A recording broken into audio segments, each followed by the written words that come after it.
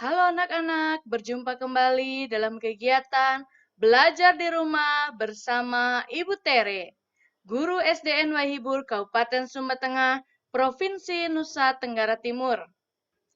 Hari ini kita akan belajar pada tema 8, subtema 2, pembelajaran 1. Di sini kita akan belajar bersama dengan Siti. Siti berasal dari Yogyakarta.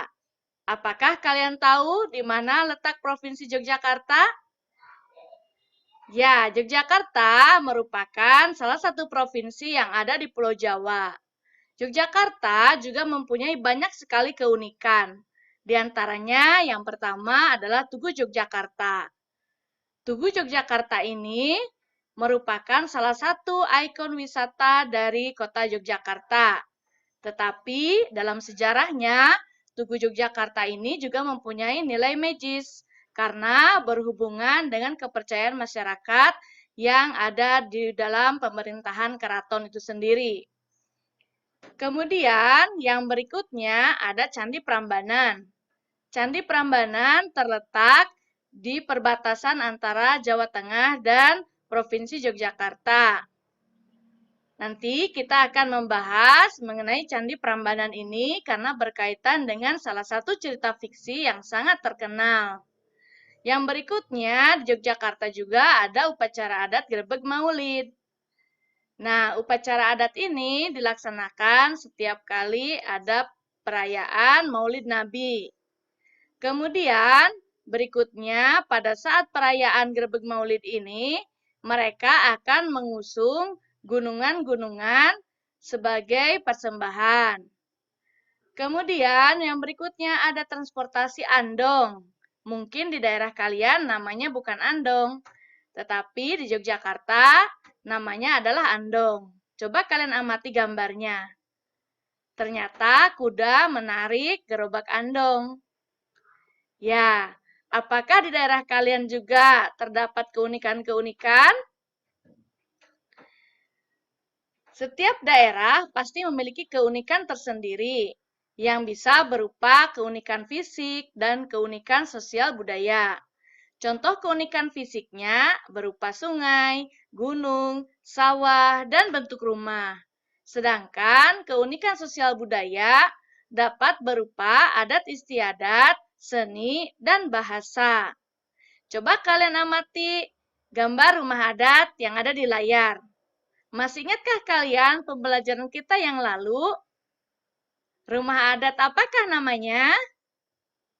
Ya, betul. Ini adalah gambar rumah adat Honai yang berasal dari Papua.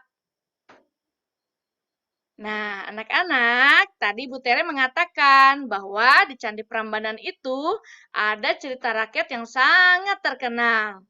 Cerita rakyat itu berjudul Roro Jonggrang. Sekarang kalian simak baik-baik ya. Ibu Tere akan membacakannya untuk kalian. Roro Jonggrang adalah seorang putri dari kerajaan Prambanan.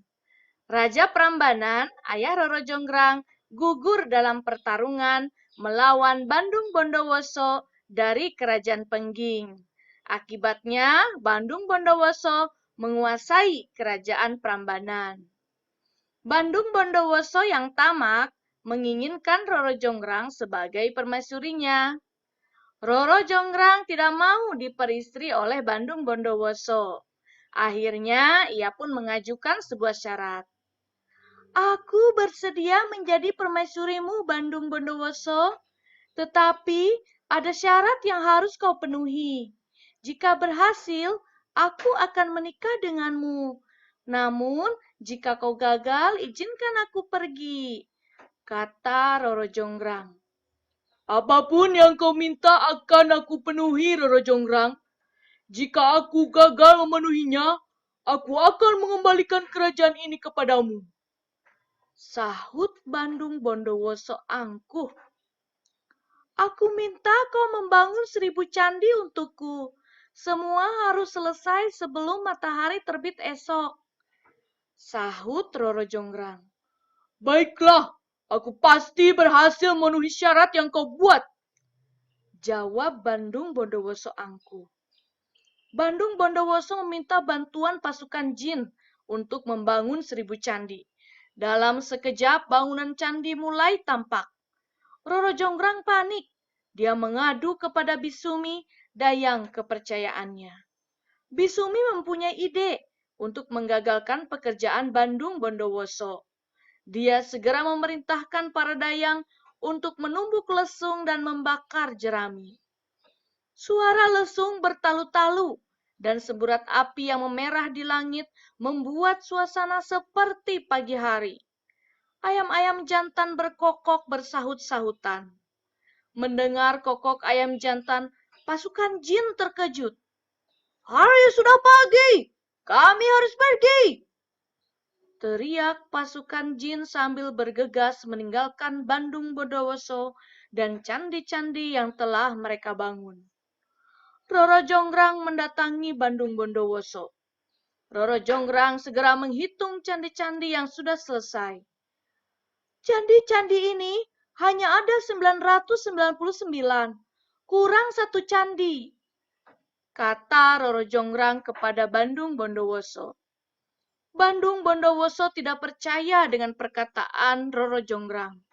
Dia segera menghitung banyak candi dan ternyata memang benar, hanya ada 999 candi. Bandung Bondowoso marah besar. Aku tidak akan kalah, Roro Jonggrang. Aku akan mendapatkan 1000 candi seperti yang kau inginkan. Kenyataannya, candi yang kau buat kurang satu, Bandung Bondowoso. Kau tetap harus menepati janjimu, sahut Roro Jonggrang. Kalau begitu, akan kuubah kau menjadi candi ke-1000. Dengan kesaktiannya, Bandung Bondowoso mengubah Roro Jonggrang menjadi patung batu. Patung itulah yang menjadi candi ke-1000. Candi-candi itu hingga kini masih berdiri tegak di wilayah Prambanan. Nah, itu adalah cerita dari Roro Jonggrang. Menarik bukan ceritanya? Sekarang Ibu Tere minta kalian siapkan buku catatan dan menjawab pertanyaan-pertanyaan berikut ini ya. Yang pertama, apa yang dimaksud dengan cerita fiksi? Coba kalian ingat kembali pembelajaran kita sebelumnya ya. Jika kalian lupa, kalian boleh memutar kembali video pembelajaran kita sebelumnya. Yang kedua, sebutkan tokoh utama pada bacaan berjudul Roro Jonggrang. Dan yang ketiga, sebutkan tokoh tambahan pada bacaan yang berjudul Roro Jonggrang. Kalian boleh minta bantuan pada orang tuamu untuk mengerjakannya ya. Nah, anak-anak, Siti dan keluarganya berwisata ke Candi Prambanan. Di sana, Siti melihat ada petugas kebersihan yang sedang mendorong gerobak. Apakah kalian sudah melihat gambarnya? Nah, pembelajaran kita sebelumnya kita sudah belajar mengenai gaya. Apakah kalian ingat apa yang dimaksud dengan gaya? Gaya adalah berupa tarikan dan dorongan. Menurutmu, apakah petugas kebersihan pada gambar di samping melakukan gaya? Betul sekali, mereka melakukan gaya berupa tarikan dan dorongan. Apa pengaruh gaya yang dilakukan petugas kebersihan terhadap gerobak itu? Coba kalian diskusikan bersama dengan orang tuamu ya. Nah, sekarang Ibu Tere ingin mengajak kalian melakukan percobaan.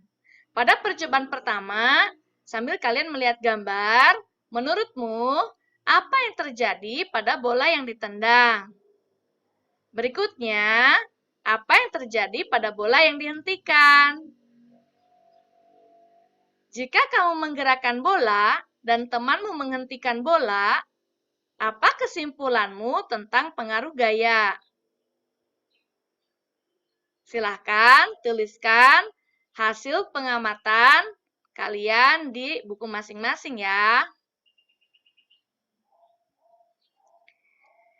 Sekarang kita lihat percobaan kedua. Gambar apakah itu? Ya, di sini ada beberapa pertanyaan yang harus kalian jawab. Apakah terdapat perubahan kecepatan pada mobil mainan yang digerakkan dari lambat ke cepat? Perubahan apa yang terjadi pada mobil mainan yang digerakkan dari lambat ke cepat? Jika kamu menarik mobil mainan dari lambat menjadi cepat dengan gaya, apa kesimpulanmu? Berikutnya, masih dalam percobaan kedua, pertanyaan selanjutnya. Apakah terdapat perubahan pada mobil mainan yang ditarik lurus kemudian dibelokkan? Perubahan apa yang terjadi pada mobil mainan yang ditarik lurus kemudian dibelokkan? Jika kamu menarik mobil mainan dari lurus lalu berbelok dengan gaya, apa kesimpulanmu? Nah, dari kedua percobaan tadi, coba kalian bandingkan hasilnya ya. Lalu, cobalah membuat satu kesimpulan. Sekarang, coba kalian lihat kesimpulan yang sudah kalian buat dengan kesimpulan berikut ini. Gaya dapat memengaruhi gerakan benda. Berikut ini adalah pengaruh gaya terhadap gerakan benda. Yang pertama, gaya dapat memengaruhi benda diam menjadi bergerak dan juga sebaliknya, memengaruhi benda bergerak menjadi diam. Selain itu, pengaruh gaya terhadap benda adalah dapat mengakibatkan benda menjadi bergerak lebih cepat atau lebih lambat. Dan yang terakhir, gaya dapat memengaruhi arah gerak suatu benda. Nah, anak-anak, hari ini kita sudah belajar pada subtema 2 pembelajaran 1 ini mengenai cerita fiksi dan juga pengaruh gaya terhadap benda.